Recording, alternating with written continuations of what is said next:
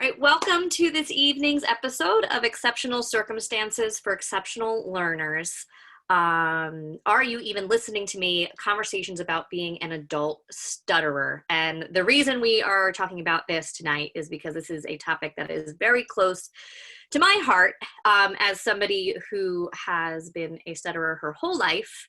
And I think it is something that is definitely coming up in the mainstream as we currently have a presidential candidate who has announced that he too is a stutterer. And it's interesting to know who else out there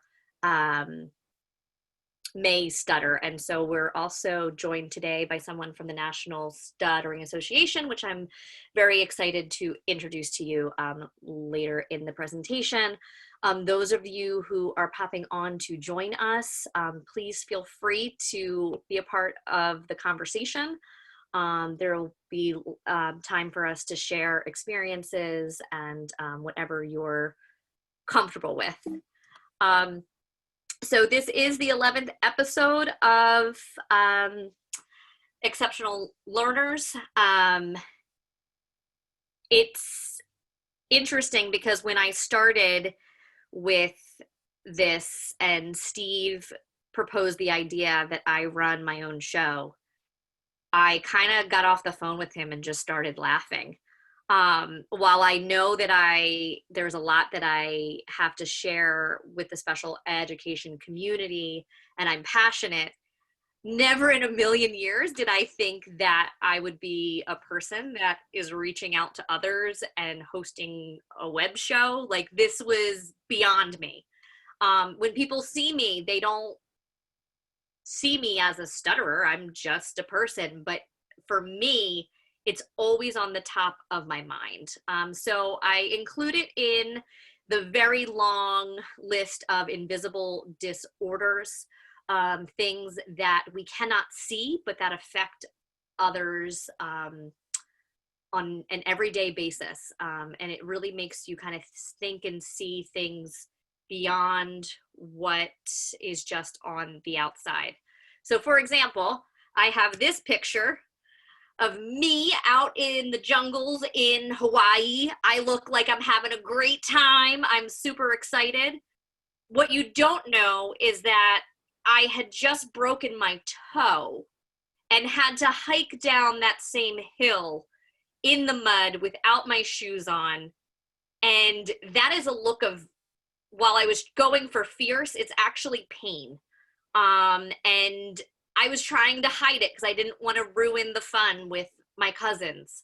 And I brought this picture to light because I feel like there is so much of me that relates to this as a stutterer. I'm constantly trying to put on the face, to think about the words that I'm about to say that may have that vowel sound that is going to make me stammer.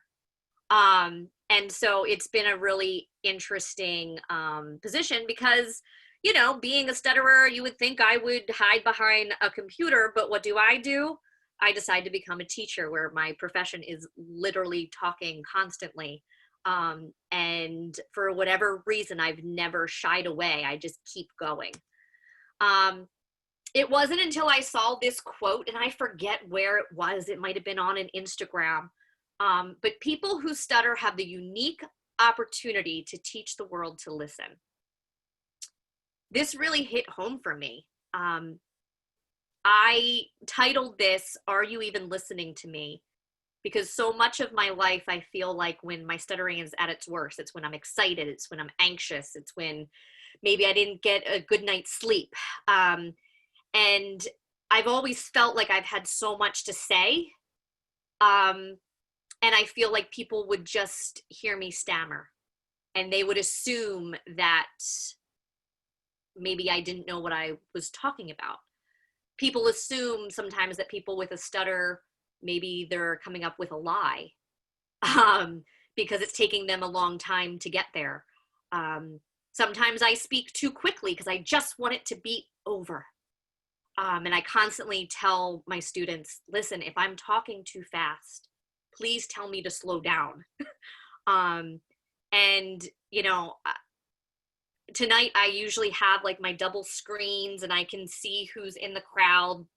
I didn't bring my other laptop home, and I'm just on this computer today, kind of looking at my slides. And while I feel like I'm in this room alone, I know that there are many of you that have felt this same way. And I hope that whatever we talk about tonight is going to help you to realize that what you have to say is of worth, and you're not alone, which I think is one of the sayings that the National Stuttering Association has. So to kind of go along with that, there was another thing that I came across. This is from a comic book called The Myth of Adulthood. And while she is referencing the fact of sometimes we write better than we can speak, I feel like so much of me loves the online world because I can sit there and I can type, or I can order my food without having to ever pick up the phone. Because I feel like when it comes to saying things, I don't always feel like I'm saying what I want to say, because I'm trying to choose words that I know I'm not going to stammer on. And some of you listening right now may be like, oh, she's doing fine. And it's funny because the more I prep, the more nervous I get, the more I stutter. And today was I was very much on the edge of how much do I prepare for this? What do I want to research? What do I want to bring to the table? And I think I kind of was somewhere in the middle, where I've obsessively thought about this since I decided to do it. But as far as preparing, I really just wanted to speak from the heart, because I read somewhere that when you're saying something that is just pouring from you, you don't have time to really stop and think about the stutter. So like I said, it hasn't stopped me. I stand up. In college, I did a poetry night. Back in, I would always get to the podium. And I'm always between, should I read from a paper? Should I speak from my mind? Should I have my note cards here? Should I not? At my brother's wedding, when I had to give the maid of honor speech, you can see the look on my face is very much how I was feeling, because I was in that, do I prepare for it? How much do I put on the note cards? I don't want to read. I want to sound real. I don't want to stutter. I don't want to make, I don't want others to make fun of me or to feel bad for me. That's the worst. This one here is actually a presentation that I did at the United Nations. I was a part of an amazing group back in 2009 where we actually created a plan based on the millennial development goals. And I remember being so nervous and making different faces because I couldn't get the words out. And the faces that people were making, and it wasn't that they were making fun of me, they felt bad because I couldn't get the words out. It was stuck and it hurt. And somebody who was there in the conference later said to me, you have such a unique way of speaking. And they referenced it as being wabi-sabi, which in Japanese is like perfectly imperfect. And that really stuck with me. I just feel like anybody out there, like, it should never stop you. Keep going. And, if somebody just has to wait a little bit longer to hear what you have to say, let them wait. I stutter when I'm nervous. And then, like, right now, I'm feeling pretty good about things. And I'm doing all my little side facial glances and whatnot that help me get through. And I think I'm more nervous now than when I'm actually stuttering.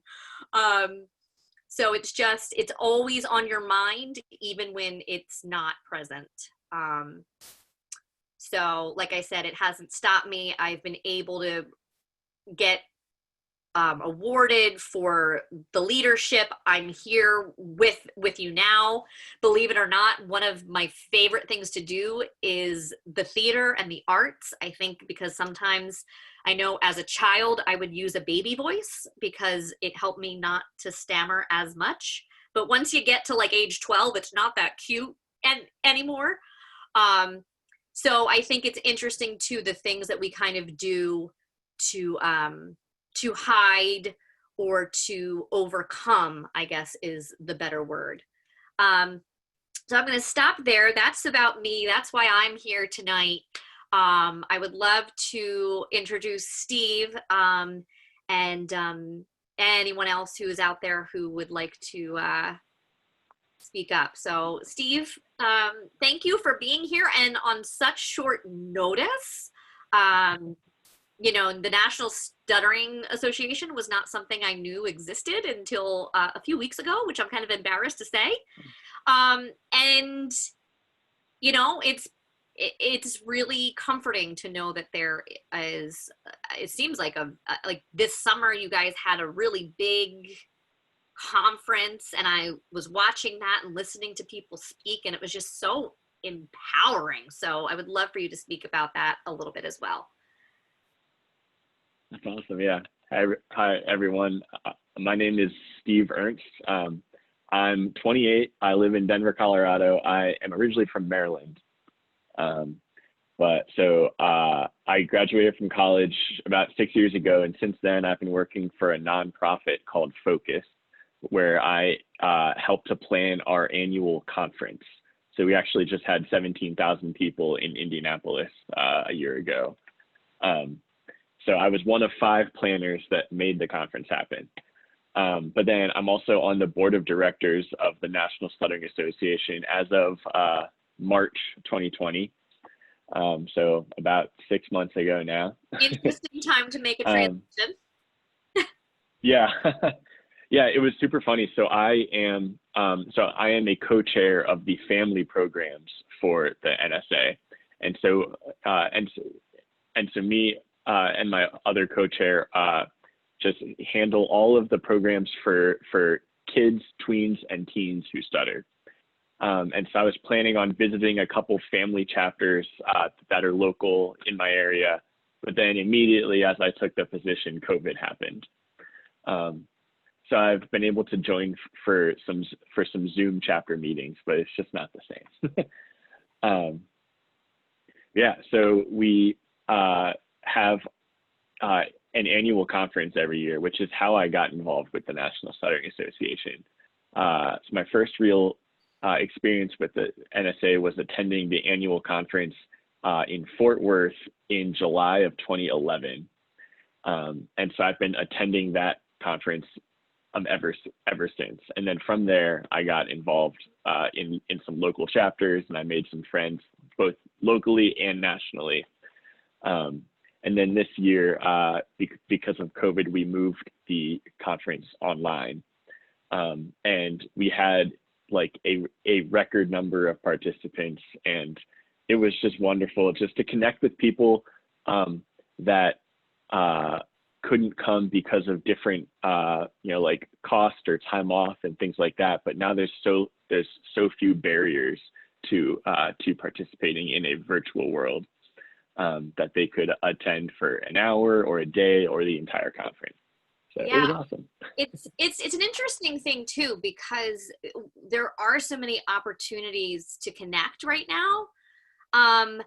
But in some ways, I feel like because I have to look at myself on the screen all day as a teacher here, any meeting, anything extra that I want to be a part of,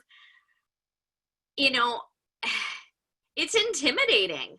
I didn't realize all the faces that I make to compensate, and while some people might not think that that's what I'm doing, I'm just an animated person, I'm trying to get that A sound out, I remember trying to, I don't even remember the context, but I was trying to say the word orphanage, and it was just one of those, or like, And I just started laughing because it just was so ridiculous how stuck I was.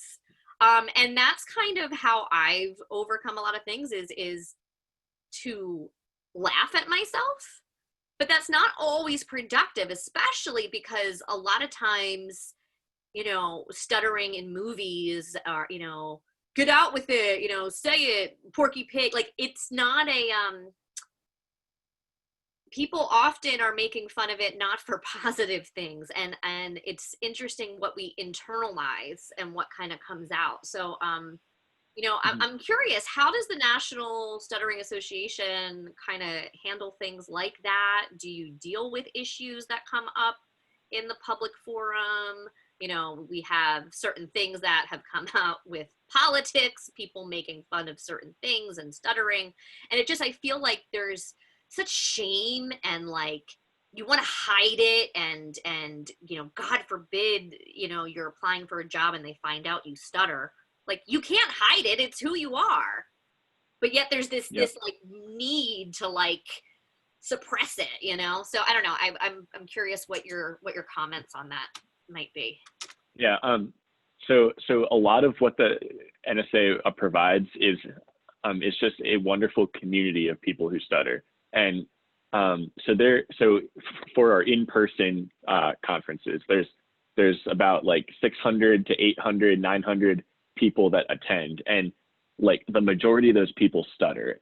And so there are some speech language pathologists and some parents and friends of people who stutter also attending, but probably 90% of the people there stutter. And it's just a wonderful experience just to be with that many people. And like I am the minority in my friend group locally here, but then when I go to this conference, it's like, wow, like everybody here stutters. That's so like comforting. And so the NSA provides the community, and then they're also working on advocacy. So just like educating the public about what stuttering is, and then also helping people to advocate for themselves. So giving resources about how to talk to friends and neighbors and classmates, but then also helping people who stutter to advocate for themselves in a job interview or something like that, or like telling people how to navigate that conversation, which can be tricky, and it can kind of feel like you're coming out, like, hey, I don't know if you know this, but I'm a person who stutters. And for most people, like the reaction that you get from that is, yeah, of course I knew you stuttered. But like, it does kind of help to get that off your chest as you're sharing that you stutter, because then it kind of removes the elephant in the room and makes you comfortable, makes the other person comfortable. Like, I can't stand when people try to finish my words, and sometimes we're always in a rush and we always want to rush to get to the next thing. And there's certain people, and I don't know why, and it's just, there's certain people that I'm around that I can't get my words out. And there's definitely a level of being comforted with the people in the room. Like, there's like, I couldn't talk in front of the students all day long. I come out to them pretty early because I start to get the little chuckles, and I'm like, yo, I stutter. Like, you want to go? Like, this is me. And they get it quickly. 7th graders, not so much. The high schoolers are much better with it. And they do develop a sense of, compassion. But totally lost my train of thought. Yeah, well, I can tell you about kind of how, I can tell you about how I kind of navigate that conversation. So I've actually been helping my organization to interview some intern applications and some like committee member applications, things like that. And so as I'm talking with these people, I will usually crack a joke like about stuttering, because that puts people at like it, so it communicates the information and then also shows that you're comfortable with it, so that that kind of shows them what to, like, you know, how to react with it too. And so I'll say, hey, you know, just let you know, like, you can probably hear that I'm a person who stutters, and so that is what those like pauses and repetitions and things are. And sometimes people think I'm dying, so I'm dying, and then I'll just like laugh, and then they like will laugh too, and then like, great, we've moved on now. And then if I take it one step forward, I usually share some like fun facts about stuttering too, which then will make them kind of start thinking like, oh, like that's really interesting actually. And then like talking about stuttering is such a positive thing from that point on, where it's like, wow, that's a really interesting thing that you are dealing with. So rather than making it like, huh, that's kind of weird, it's Right. like, wow, that's awesome, actually. Like that. Yeah, you're flipping it. Because I remember as a kid, around fifth, sixth grade, it was so bad that, and yet here I am. I would still put myself out there because nobody was going to tell me that I couldn't do it. And I would just painstakingly, and you know, the heart rate's going and your palms are sweaty. And by the end of sixth grade, I didn't want to go to speech therapy anymore. I didn't want to get pulled from my math class or my history class. I just stopped going. And my reasoning was, I said, the more I think about how much I stutter, I keep doing it. And so if I can forget about it, maybe I'll stop. And like, I don't really know what happened. It's funny. I like asked my mom, I was like, did I have like an IEP? Like, is there like documents on this? And she actually wasn't sure. She's like, I think I signed something. And it's just kind of interesting too, to know like how engaged a family gets. I know for a while there, I was doing like not outpatient, but like in, a therapeutic center type thing, and doing speech and therapy there. And they would have me do the sing song, connect the words. And once again, I didn't like to go because I had to leave school at like 12 and I would miss reading time. And yeah, I think it's interesting to think about kids who receive and therapies, how that's perceived, because they're very aware of their peers, that they're being pulled out, that they're different. I wonder what else I could have done if I knew that there was a National Stuttering Association, because it's very isolating. You know, Mhm. I had close friends that knew, and you know, if people made fun of me, they would stick up for me, and I'm very thankful for that. But you know, then you have the brother at home who's going to tease you till he's blue in the face, because that's what brothers Mhm. do, and it just never quite leaves you. You know, Yeah. I've thought as an adult, like, should I go back to therapy? You know, I've definitely been addressing some of like my anxiety, but like everything I read though, it's not necessarily anxiety based. It's not like, there's so much we don't know about why. And what's amazing is that it's across all languages, nationalities. I had an amazing conversation with somebody that I met through the Facebook group, and he's in Tanzania. He wanted to be here tonight, but it's like 4 in the morning there. So I was like, I think we'll do this another time, or we'll find another way to connect. And it was just so wonderful to see his face, and we were just having a conversation about what's it like there right now and what's it like here. And he didn't have to worry that I was judging him, or that I was like looking at my watch, you know, and we just had a conversation. And I think social media has really helped in some ways. But, you know, do you feel like there's anything that's limiting to stutterers in this social screen talking? Because now people stop reading emails because they just want to see it in a video. So, like, how do you deal with that? And, you know, do people feel limited because of it? Um, I would say that it's harder to like kind of read the like body cues from someone. So like you know, as you're in person, you can hear them like say like or like like they can like kind of like help you talk. Where you know with this, a lot of people will mute themselves are as they are not talking, or if you don't have your video on, then it's basically just a like phone call. Um, so I think for stutterers, it's been harder during this COVID time to really kind of like uh, pick up those cues from their listeners. I also personally find myself trying to try to visibly listen more, and so I'll like nod along to people and like try to make eye contact the entire duration of the phone call, which could be an hour or something. And that's just tiring. I mean, that's what the Zoom fatigue, I guess, is what we've heard for the last couple months.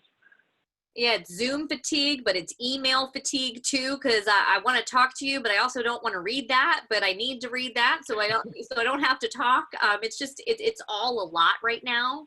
But I Mhm. think there are more positives. I know just being able to connect with you as quickly as I could and to get connected, it was Mhm. just awesome. Um, Yeah. but it like truly. So I want to go to your resource pages. Yeah. Um, so yeah, I mean, this is something that seeing on the website, it's comforting. Like you're not alone. My mother stuttered, and I was just Mm. always told, "Oh, it's genetic. There's nothing you can do about it. I stutter, you stutter. It's just the way it is."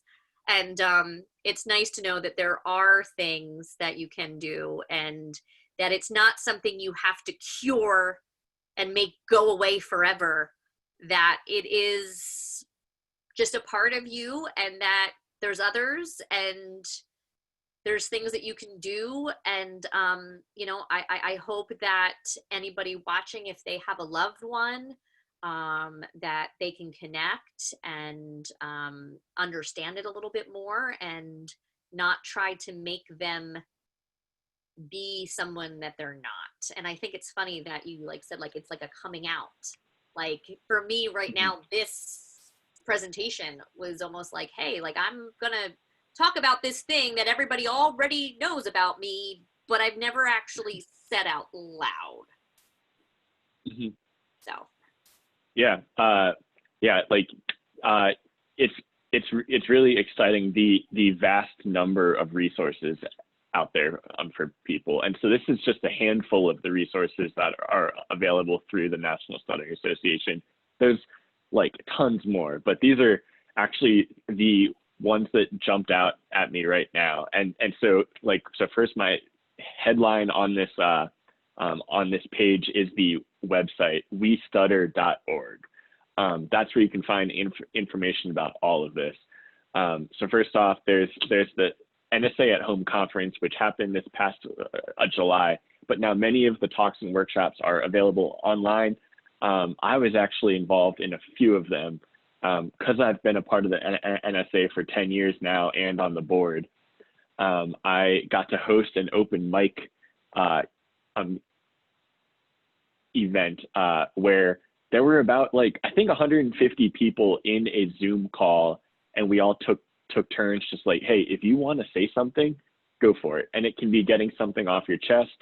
It can be as simple as practicing speaking on a Zoom call and telling a story about your dog or something. Like, could be anything you want. And what's really beautiful about the open mic at our in-person conferences is like people will get up to the front, grab the microphone, and just say like, this is the first time I've ever spoken into a microphone, and I just wanted to get the practice. And like, wow, like, go you, that's amazing. And it's just such a welcoming environment. But okay, and then so local chapters, that's kind of the hallmark of the NSA experience. So there's hundreds of local chapters around the country. So anywhere that you are, you're probably within, I don't know, 50, 100 miles, like if you live really far away from a town. But like a lot of the major cities have a couple chapters there. There's some chapters kind of randomly around, and there are chapters for adults and then for families. And so the family chapters is a great place for kids, tweens, and teens who stutter. Also, here's like the third section there. The We Stutter at Work is the resources for people who are entering or are already in the business world. And so they have some career profiles of people who stutter, and then they can help with mock interviews. So if you have an interview coming up for a job or something and you're pretty nervous about it, you can practice with another person who stutters a couple of days ahead of time.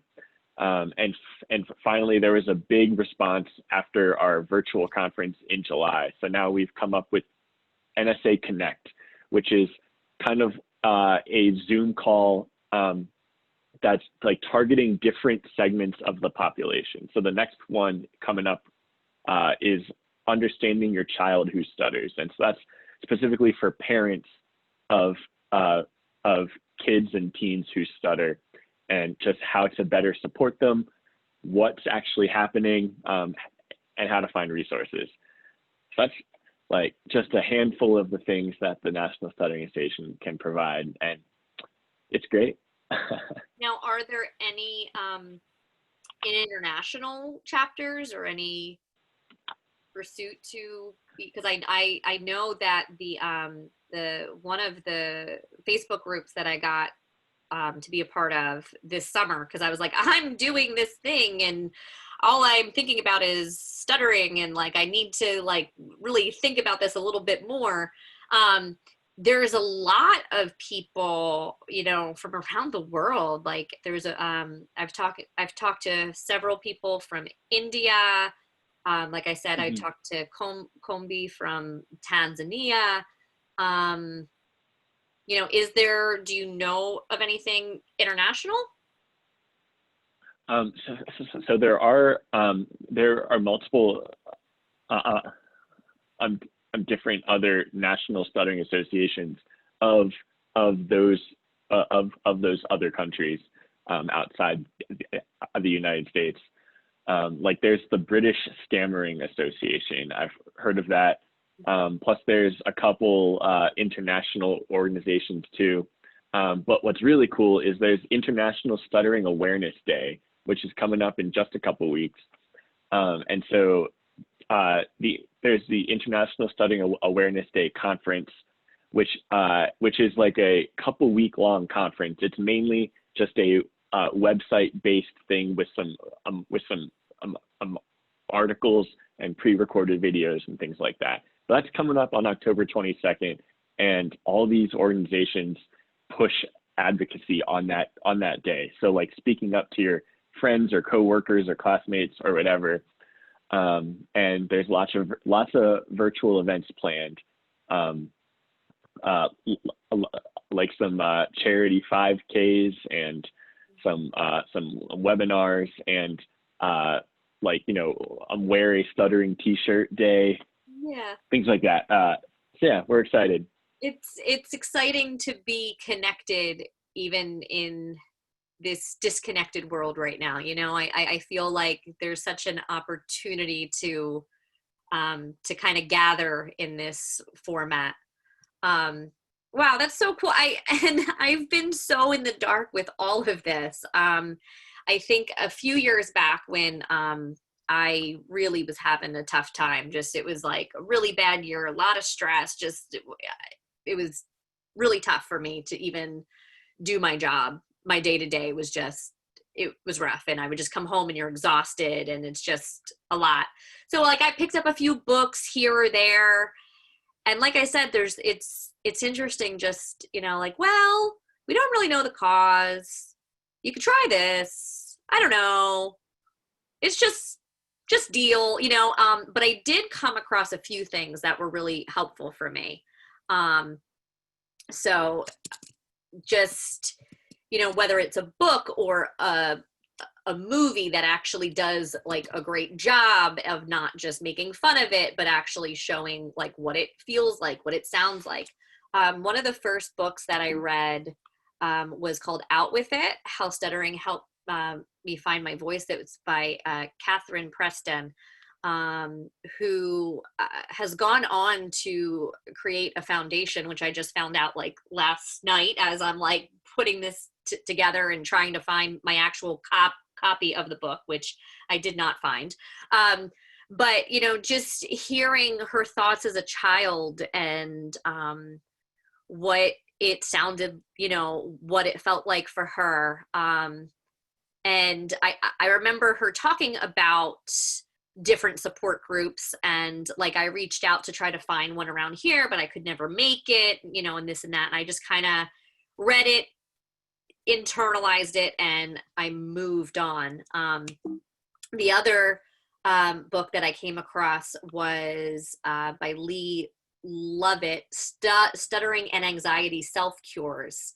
And so it's very much his own experience and what he kind of did to help himself get through. So it's a lot of the things that I do now, the kind of the pausing, the breathing, things like that. But his kind of saying, which has stuck with me, is if I can say one word anywhere, anytime, I can say any word anywhere, anytime.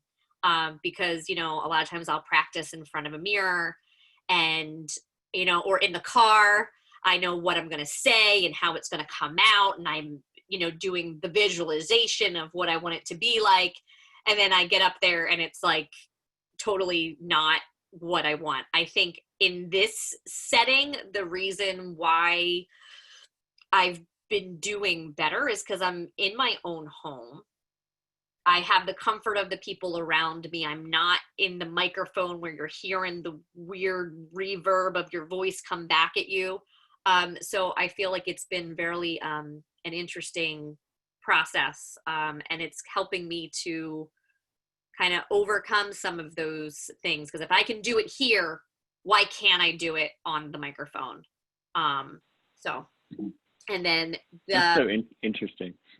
yeah, I mean, right? Like, why can you do it in some places and others you can't? Why is it sometimes better or worse after a social beverage? And why does sometimes, it just, is it who you're with? Like, I still am trying to identify what are the times that, it's worse. And I feel like I'm always, even when I'm speaking, I'm thinking not just about what I want to say, but how it's going to come out. And are you listening to me or are you listening to my stutter? And I think I am the one that overthinks it. And the people around me are like, oh, you're fine.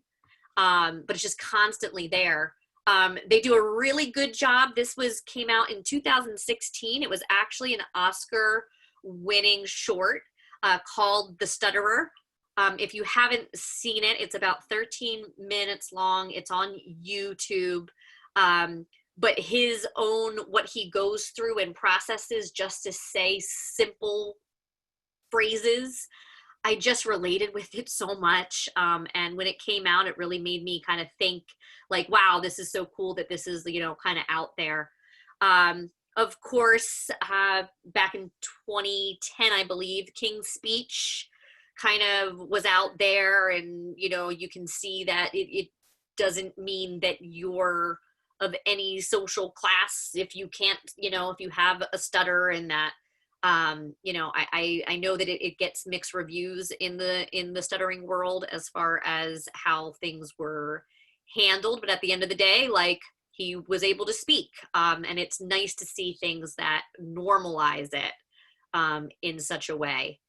And if you're not familiar with this, this is a movie that's based off of Harrison Bergeron, which is a Kurt Vonnegut short story. And what's interesting about it is that it proposes that if we're all equal and all the same, what would the world look like, right? So even if you're great, we're going to bring you down so that you're the same. If you have a disability, we're going to raise you up so everybody is exactly the same. And what's interesting is that they have the newscaster has a stutter, and he's trying to say the handicapper general, and he can't get it out, and he's making the faces. And I remember watching this because I taught it in my 7th grade class. It's a great short story. I love the idea of it. And and the kids all laugh when this part comes up. And it just broke me. Like, I'm in class, like, oh, we're going to watch it. And it just broke me because it's like, I could, like, at the time, I'm like, I could never be on a news show. Oh my God, I can't imagine. And like, who would want to listen to someone who had a stutter on a, a newscast? I want them to have that, that newscaster voice. But it really got me thinking, like, what would be the big deal? We would have to pause a little bit. We'd have to listen a little bit closer. So if you haven't checked that out, that's another one that really sticks out to me. I'm sure there's 1,000 more. That is kind of the long and short of it. The idea of having the horse there is, if you fall off, you get back on, right?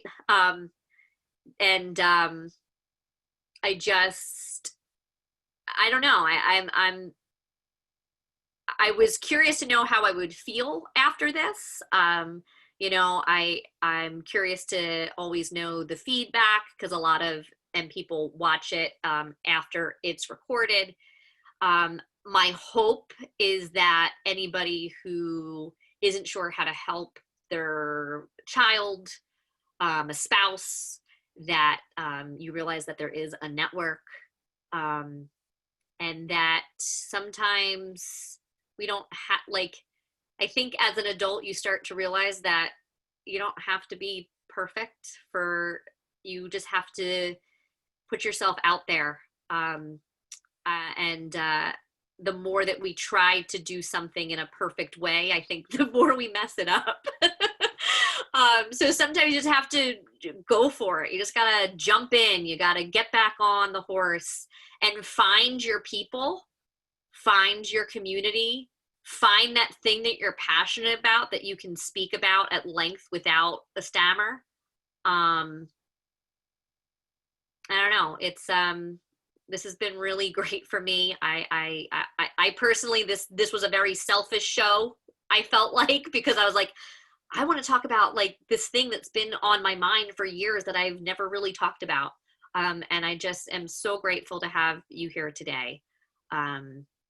So, and best luck I want to go to the conferences. Like, where do I sign up? Just go to the website. Yeah. So all the website, all the information's there. They haven't announced the location for 2021 yet. Crossing our fingers we can actually go somewhere. Yeah. The NSA does love the beach. So Okay. All hopefully we right. can make it back out to the beach soon. Cause we were actually this past July 2020, we were going to be in Newport Beach, California, like right on the ocean front, but maybe next time. Maybe next time. Yeah, well, hopefully there's still an ocean front. Hopefully there's no virus. Hopefully a lot of things.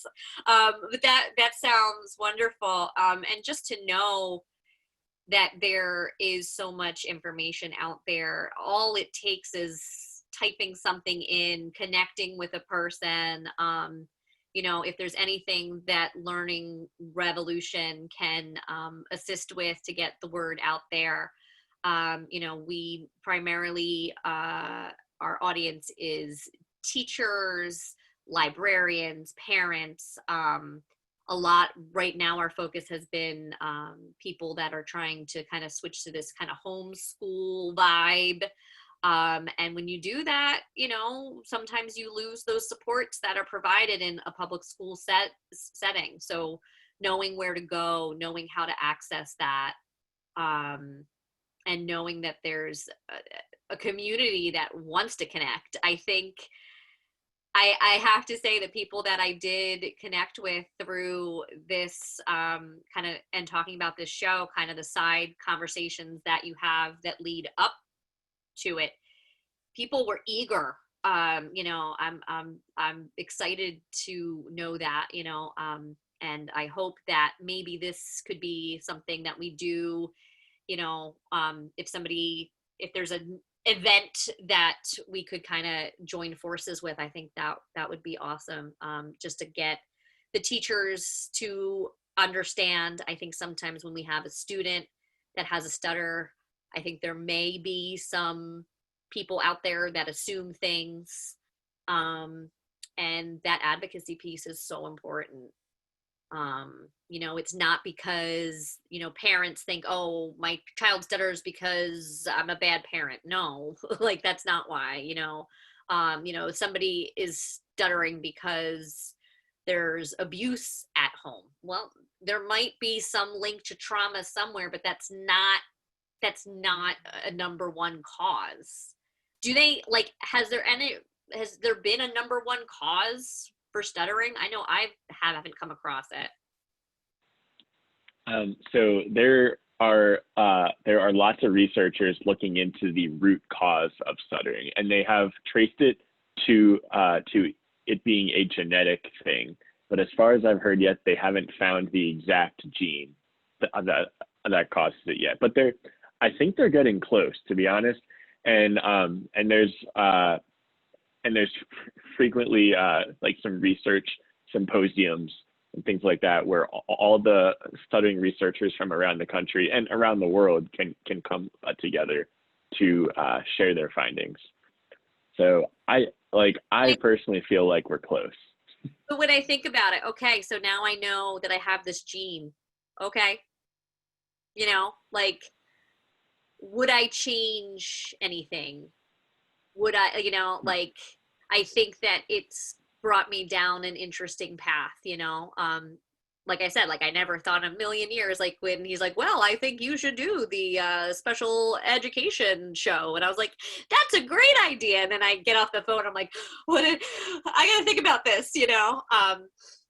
So it's just, I think if we can think about it, that we all have something important to say and we all have worth. It doesn't matter how it comes out. It's what you actually are saying. It's not to the stammer, or, you know, and anything like that. And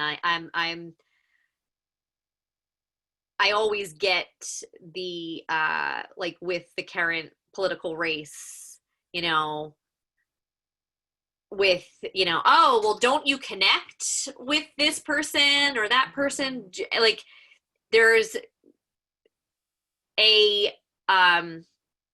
there's a certain, I guess, I don't know, I'm losing my train of thought. I think I'm done. It's been a long day.